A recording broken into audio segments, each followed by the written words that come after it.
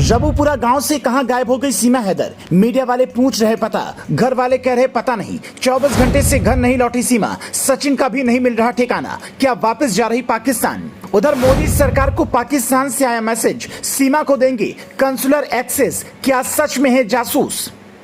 ये बात हम नहीं बल्कि गांव वाले कह रहे हैं कि सीमा घर में नहीं है। इसलिए कमेंट में झूठ लिखने से पहले ये बात गौर से सुने कि बीते 24 घंटे से सीमा हैदर मीडिया से गायब है। वो कहां है, किस हाल में है, घर छोड़कर अचानक क्यों चली गई, कोई बताने को तैयार नहीं है। जो गांव वाले कह रहे थे हम सीमा को वापस नहीं जाने देंगे, वो भी कुछ नहीं कह पा रहे हैं।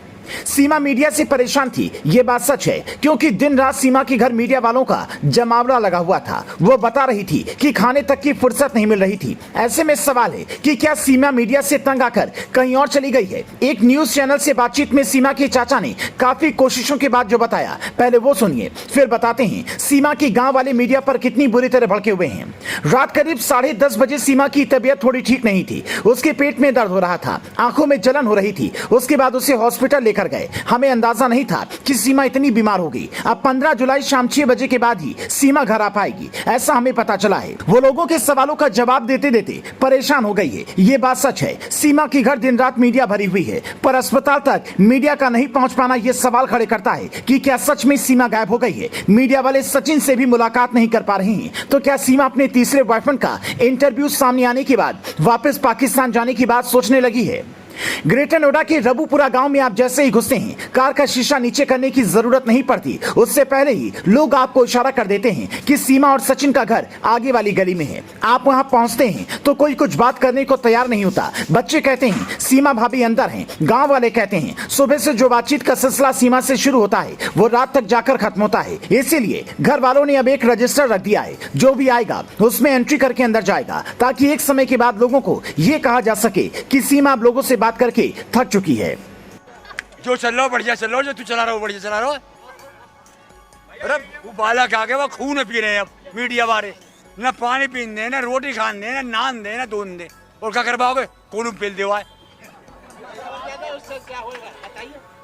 जाते तुम ले जाओ ना तो बढ़िया रहोगे, ले जाओ भाई।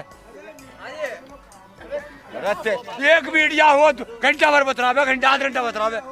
अरे सवेरे 9 बजे रात के 9 बजे तक।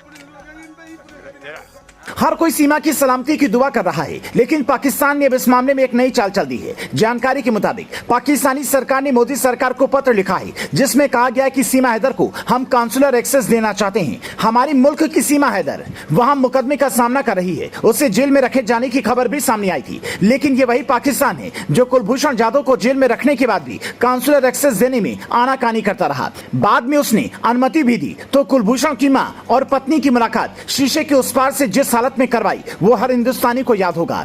अब जबकि सीमा हिंदुस्तान में कैद नहीं है, आसानी से खा पी रही है, रह रही है, घूम रही है, तो उसे काउंसलर एक्सेस की क्या जरूरत है? क्या सीमा के सहारे ही पाकिस्तान हिंदुस्तान में घुसना चाहता है? अब तक जासूसी का शक सामने आ रहा था। पाकिस्तान अब तक इस मामले में चुप था, लेकिन जैसे उसने काउंसलर एक्सेस वाली बात बोली, भारतीय एजेंसियों के भी कान खड़े हो गए। आखिर उसके मुल्क से कोई लड़की हिंदुस्तान आई है और सरकार ने उसे कैद करके नहीं रखा है, तो फिर पाकिस्तान ऐसा करके क्या दिखाना चाहता है, या फिर नियम के मुताबिक सिर्फ कागजी कार्रवाई पूरी कर रहा है? आप इस बारे में क्या सोचते हैं, हमें कमेंट में बताएं।